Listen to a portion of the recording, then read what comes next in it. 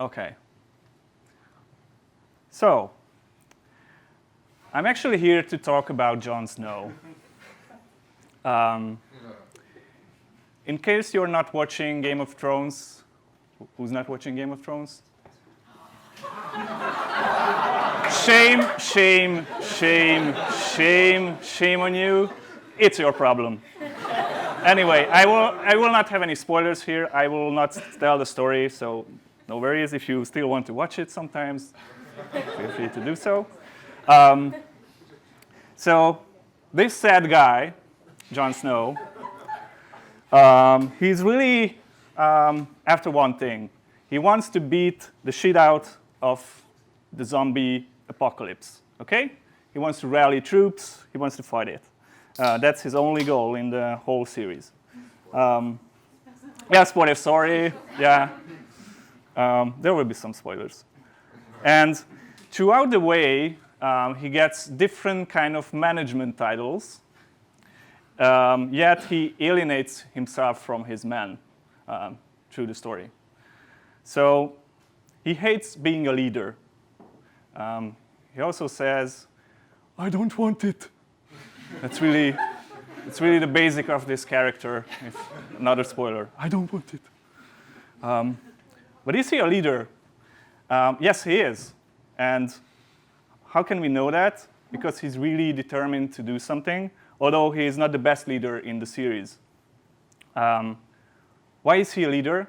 Because people tend to follow him, no matter how he decides to lead or not to lead. So let's get back to him later, because we have the fan favorite, Tyrion. Everyone was basically rooting for him to be the king, right? So he has to be on the throne at the end because he's so funny, really clever. We can empathize with him a lot. But is he a leader? Not really.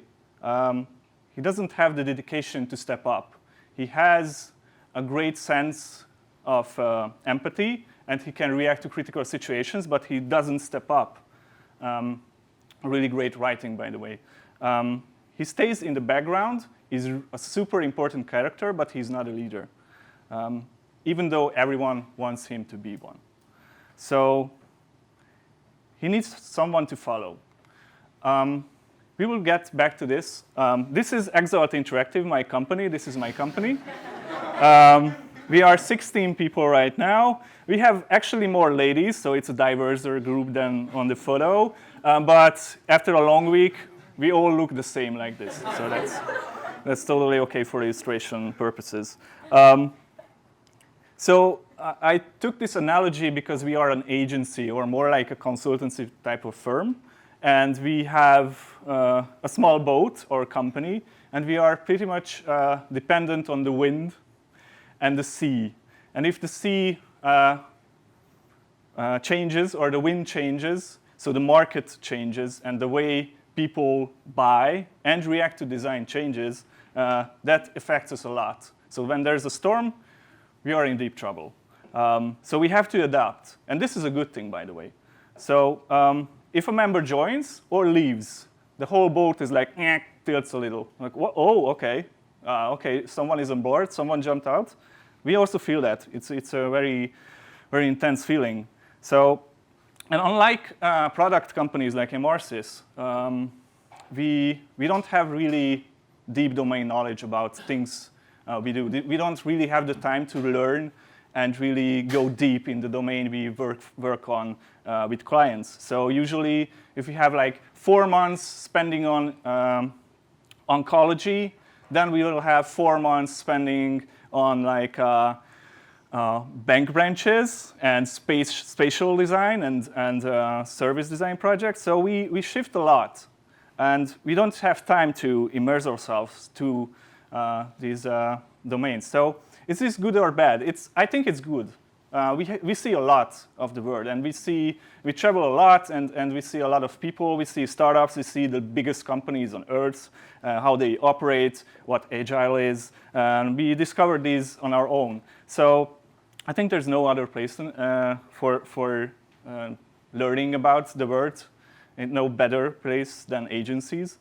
And although it has its disadvantages. So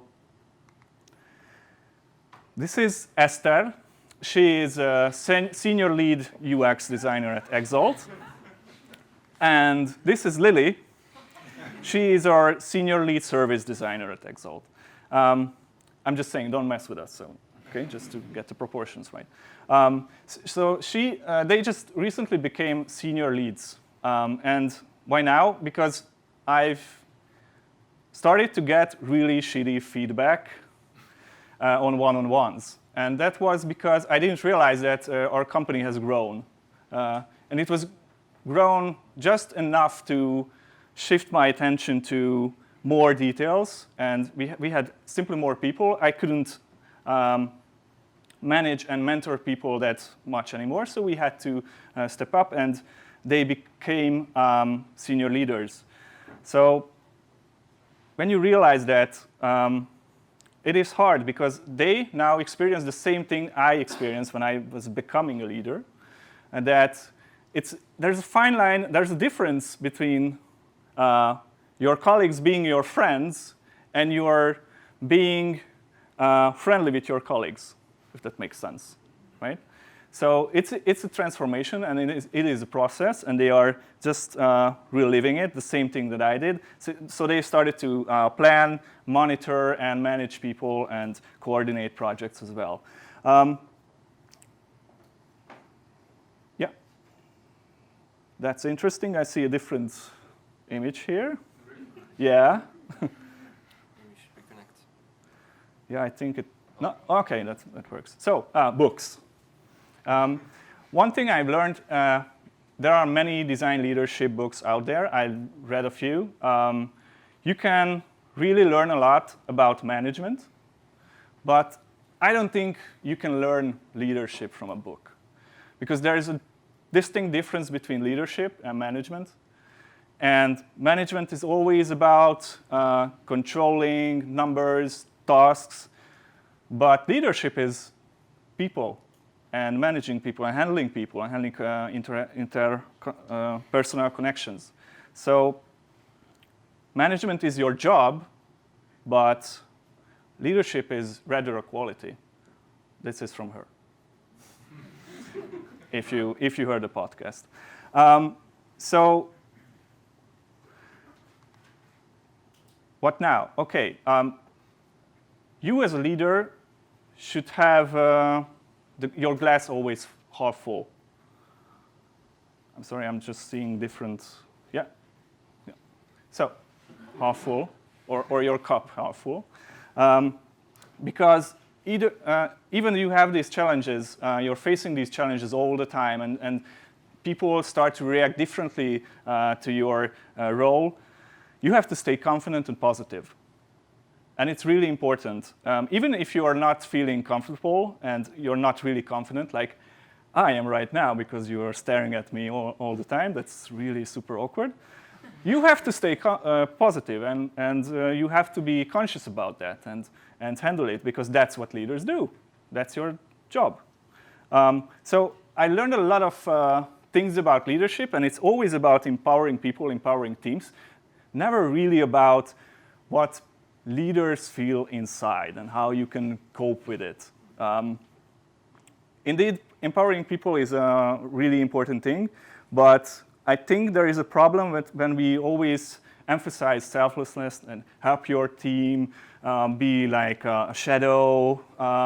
You have to step up. In my opinion, and this is totally subjective, you also have to be a character for these people.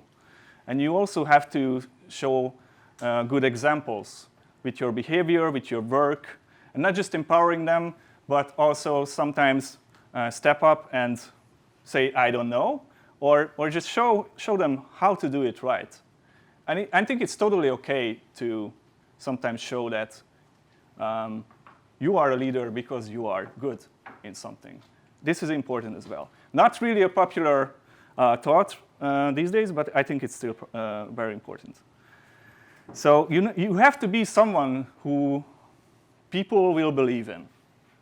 And this is enormous task. So that's really hard. That's really, really hard, and you have to find yourself in it. So becoming a leader also means that you have to find yourself. Okay, this is a shitty line, I know, but you have to find yourself, really. And I don't know how to do that. I can only tell you how I did it or what my thought process is here.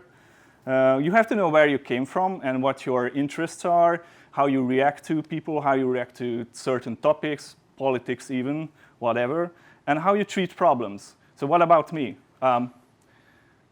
Anyone recognizes this? Are you old enough to know what this is? Yeah, some guys are old enough. Okay, so this is a racing game. Never mind, it doesn't matter. It's a racing game. It's about, like you say, there is like speed, position, scores. So it's really about racing, and even the music is super shitty fast. So you have to go and go and go. So when I looked back and how I dealt with problems and what my interests were, I can trace back my interests to my childhood. And in a way, this represents that. Because when my friends played this game, that was totally different. I used to play this slow, which is an interesting concept to play a racing game really slow. Because I wasn't into the race itself. I was thinking, who might be living on those mountains back there? Will I ever reach those mountains? Are there like animals? So there's like, I really wanted to explore everything, all the levels in each and every game, and I can probably translate it in a way that I'm probably a dreamer. So I like to dream about things that aren't there even. So I like to immerse myself in these things. And I get carried away. And that means in other parts of my life, I'm really bad because I just got carried away by a dream or by a vision, by a sense of whatever. So, for instance, I'm really less that good in management. So I really suck with numbers, for instance, or anything that has resemblance to algorithms or whatever. So I can't really process these things, but I can see the bigger picture, and I can see proportions quite good. So this is my story. You have to discover yourself what your story is and what character you are, because it has a lot of influence on how you behave. So what about John? So why did people follow him? That's an interesting question if you've seen the series. I don't want it. So he's a lousy manager, but a strong visionary, because he had a vision. He had a vision that whatever the fucking cost, we have to kill those zombies. And that's his term. Throughout the series, he says that. And people start to gather up behind him. Why? Because he believes in something. And he's a personality who believes in something. And he doesn't really want to have a leadership role. He hates to be captain of the fort. He hates to be, no spoilers. But he hates to lead. It's of course up to you to step up in a situation like this. So people follow people who have visions and have some beliefs. So if you are able to communicate your beliefs, and even if you're not communicating it on presentations like this, you still have to communicate it in a way, or just to get the feeling that you have a vision. So very philosophic. For the end, I want to present you something that we actually use, a tool, which is not this. But I'm sure you are familiar with Team Canvas. This is, it's a leadership tool for teams, and mostly agile teams. I think it works best for project teams who want to work more efficiently together. So we did this 2 years ago. We filled it out. This is not the actual, this is from the internet, this image. But I didn't like parts of it. So I remembered that my leadership role model is actually the captain of this ship. So this is an old series, Star Trek. I watched each and every episode in German and in English, just to be sure not to miss anything. And this show is for dreamers. So like in every episode, they travel to another world, right? So they really explore things, and I can't wait for the next episode to see that. And so I thought, this is really something I want to build of my company. A really diverse group of people traveling on a ship. It's not a sailboat, it's not a small boat, but it's a huge fucking ship. It's a galaxy-class ship. So, and also in this series, it's a utopia, so the glass is always half full. So you have to think positive, like a problem solver does. So what I did is transform the team canvas to an enterprise starship, which is, by the way, more relevant for my team as well. So I named it the Starship Canvas, because that's such a cool name for it. And we did this around Christmas. This is a mixture of other canvases, like the team canvas as well.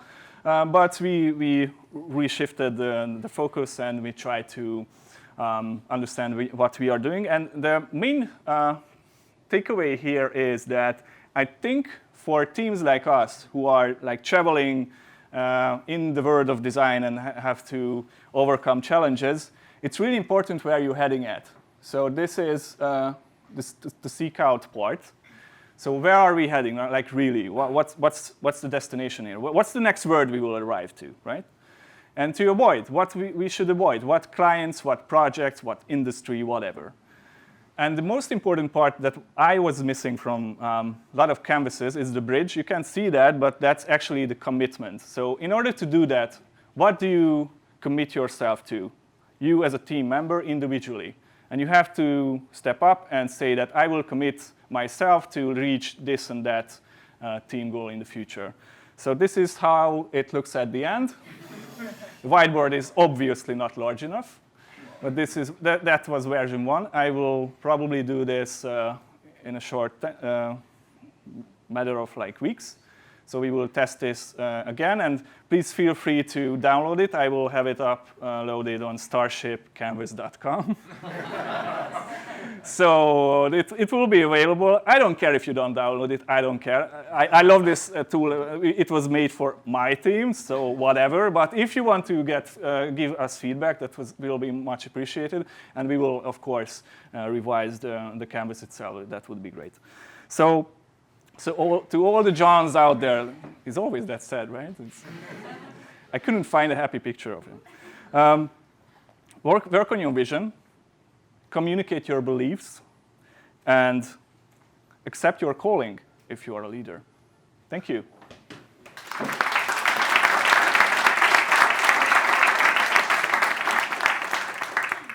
Any question?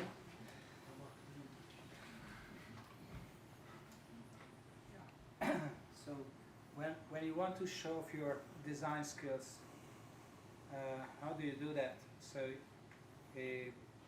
in a project, you take a design task, probably not the most inspiring one, right from the beginning, and work on that problem sort of alone, adding a lot of discipline to it, and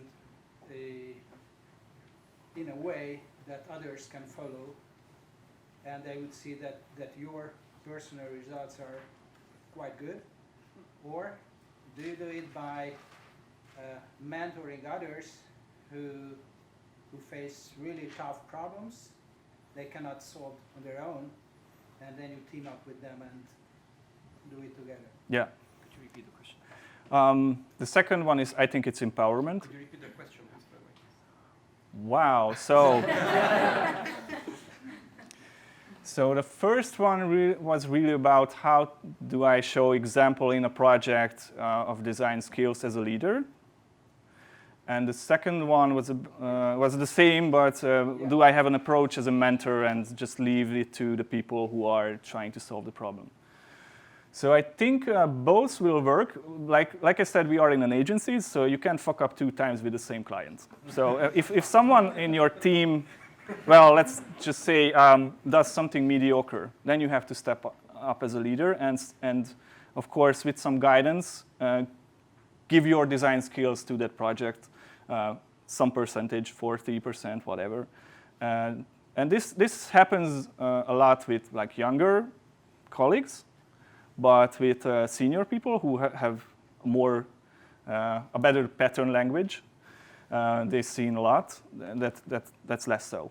So, but sometimes if something comes up that we are, let's just say my team is really not confident in a subject, then I have to step up and show how confidence works in that particular problem space. And I think that won't work in differently. So it won't work the opposite way that, hey, you can do this. I will empower you. Just jump in. You're really good. I will be here as your mentor and support you, because he has like no idea where to go and what to combine. But as soon as he sees someone who's more experienced, they can catch up and they can work on it. And I think it's important to show good examples. And there's a huge risk in it because you can fail as well. So like a leader, you can also fuck up. And they will see that as well, which is really awkward for a leader, but I think that's the I don't know question as well. So guys, tried it. I thought it will work. I've seen a lot of projects like this, but I don't know what happened. And this also happened to me as well, of course. Okay, I think we are quite out of time, so you can find Tommy right after the presentation or after the whole meetup. These were really inspiring talks. I think, thank for the speakers.